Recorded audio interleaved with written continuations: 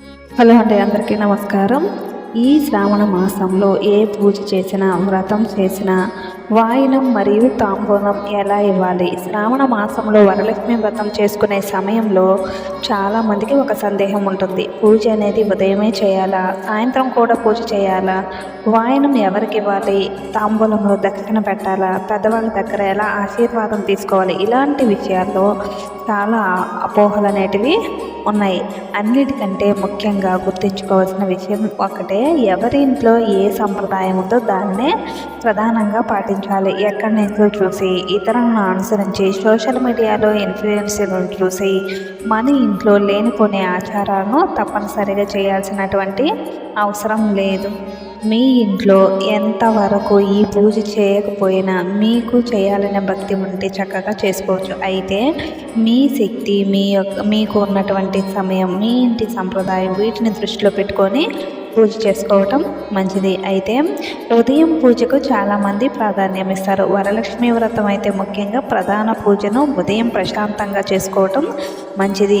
పూజకి అవసరమైన నైవేద్యాలను మీకు వీలైనంత వరకు మేరకే సిద్ధం చేసుకోండి. 5 రకాల నైవేద్యాలు చేయగలిగితే 5 చేయండి, 9 చేయగలిగితే 9, 11 చేయగలిగితే 11, మీ శక్తికి తగ్గట్టుగా చేయండి. అంతేకాని ఇతరులు చేస్తున్నారని మనం కూడా అదే స్థాయిలో చేయాలని ఒత్తిడేమీ పెట్టుకోవద్దు. పూజ పూర్తయిన తర్వాత ఇంట్లో ఉన్న పెద్దవాళ్ళకు అక్షింతలు ఇచ్చి నమస్కారం చేసి వారి ఆశీర్వాదం తీసుకోవచ్చు. ఇందులో భర్తతో అక్షింతలు వేయించుకోవటం కూడా సుహాసిని వ్రతాల్లో భర్తకు ప్రత్యేకమైనటువంటి ప్రాధాన్యం ఉంటుంది. వరలక్ష్మి వ్రతం వంటి వ్రతాలను కుటుంబ సౌఖ్యం, దాంపత్య అన్యోన్యత, భర్త ఆయుర ఆరోగ్యం కోసం భక్తితో చేసుకుంటారు. కాబట్టి అందువల్ల ఉదయం పూజా సమయంలో భర్త ఇంట్లో ఉంటే ఆయనకు అక్షింతలు ఇచ్చి నమస్కారం చేసి ఆశీర్వాదం అనేది తీసుకోవచ్చు. భర్త ఉదయం ఇంట్లో లేకపోయినా ఆందోళన అనేది అవసరం లేదు. ఆయన ఉద్యోగం లేదా ఇతరుల పని వల్ల సాయంత్రం రాత్రి ఇంటికి వచ్చిన అక్షింతలు ఇచ్చి నమస్కారం చేసి ఆశీర్వాదం అనేది తీసుకోవచ్చు. అయితే కొంతమందికి సాయంత్రం మళ్ళీ పూజ చేయాలా అనే డౌట్ ఉంటుంది. వరలక్ష్మి వ్రతంలో ప్రధాన పూజ ఉదయమే చేయడం సాధారణ పద్ధతి. అయితే సాయంత్రం మళ్ళీ పెద్దగా పూజ చేయాల్సిన అవసరం అనేది ఏమీ లేదు. సాయంత్రం అమ్మవారి దగ్గర దీపాలు వెలిగించి అమ్మని అలంకరించి ఒక చిన్న నైవేద్యం పెట్టి హారతి ఇచ్చుకుంటే సరిపోతుంది. ఉదయం పూజను ప్రశాంతంగా చేసుకొని మధ్యాహ్నం ఇంటిని సర్దుకొని సాయంత్రం వచ్చిన బంధువులు, స్నేహితులను పలకరించడానికి సమయం అనేది కేటాయించవచ్చు. అయితే ఇందులో ప్రధానంగా వాయనం అనేది ఎవరికి ఇవ్వాలి అనేది చూస్తే, ఉదయం పూజ పూర్తయ్యే సమయంలో ఒక సుహాసిని అమ్మవారిగా భావించి మొదట ఆమెకు ఇవ్వడం ఒక సంప్రదాయం. ఆమె మీ అత్తగారు కావచ్చు, తోడకోడలు కావచ్చు, మీ అమ్మ కావచ్చు, వదిన కావచ్చు, ఆడపడుచు కావచ్చు, మేనత్త కావచ్చు, లేదా మీకు పెద్దగా అనిపించే మరొక స్త్రీ ఎవరైనా కావచ్చు. ముఖ్యంగా ఇంటికి సంబంధించిన పెద్దవారిని గౌరవించి వారికి వాయనం ఇచ్చి ఆశీర్వాదం తీసుకోవడం మంచిది.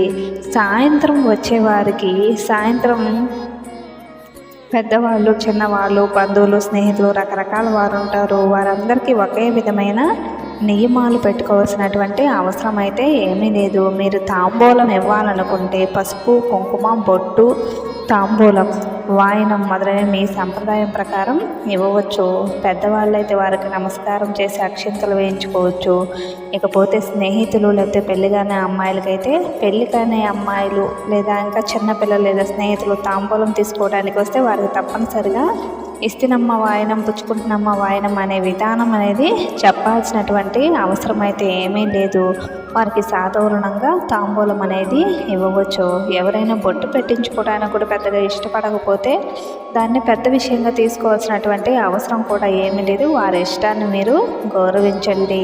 అయితే ప్రతి తాంబూలంలో దక్షిణ పెట్టాలా అనే విషయానికి వస్తే ఇది చాలామందికి వచ్చే ముఖ్యమైనటువంటి సందేహం. ప్రతి తాంబూలంలోనూ దక్షిణ పెట్టాలనే తప్పనిసరి నియమం అయితే ఏమీ లేదు. మీ ఇంటి సాంప్రదాయం ప్రకారం చేయాలనుకుంటే చేయవచ్చు, మీకు అలవాటు ఉంటే కూడా కొనసాగించవచ్చు, కానీ చేయకపోతే తప్పు జరుగుతుందని భయపడాల్సినటువంటి అవసరం అయితే ఏమీ లేదు.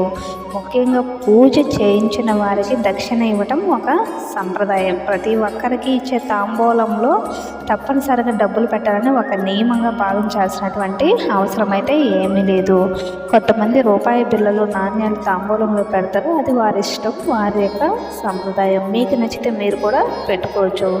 అయితే వాయనంలో ఏమి ఇవ్వాలి అని ఆలోచిస్తే శనగలు, తాంబూలం, వస్త్రం, అలంకరణ సామాగ్రి, పిట్ట, సజ్జలు లేదా మీ ఇంటి సంప్రదాయంలో ఉన్న ఇతర వస్తువులు ఇవ్వవచ్చు. ముందు రోజే శనగలు నానబెట్టి ఉదయం పూజకు సిద్ధం చేసుకోవచ్చు. అయితే అన్నీ బయట నుంచి తెప్పించుకుని ఇతరులను చూసి పెద్దగా ఖర్చు చేయాల్సిన అవసరం లేదు. మీ శక్తికి తగ్గట్టుగా భక్తితో చేసేదే ముఖ్యమైనది. చివరగా గుర్తుంచుకోవాల్సిన విషయం ఏమిటంటే వ్రతాలు, పూజలు మనశ్శాంతి కోసం భక్తితో చేసుకునే ఆధ్యాత్మిక ఆచారాలు. వాటిని మరీ సంక్లిష్టంగా చేసుకొని ఒత్తిడికి గురి కావాల్సిన అవసరం అయితే ఏమీ లేదు. మీ ఇంట్లో ఉన్న సంప్రదాయాన్ని గౌరవించండి, మీ పెద్దలను గౌరవించండి, మీ భర్త, కుటుంబ సభ్యుల ఆశీర్వాదం తీసుకోండి. మీకు వీలైనంత వరకు భక్తితో నైవేద్యం సమర్పించండి.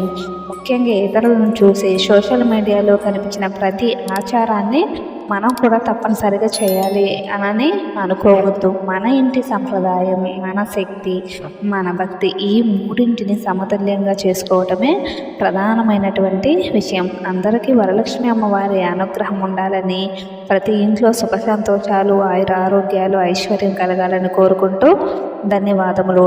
ఈ వీడియో కానీ నచ్చితే లైక్ చేసి సబ్స్క్రైబ్ చేసుకోండి. పక్కనే ఉన్నటువంటి బెల్ ఐకాన్ని ప్రెస్ చేయండి.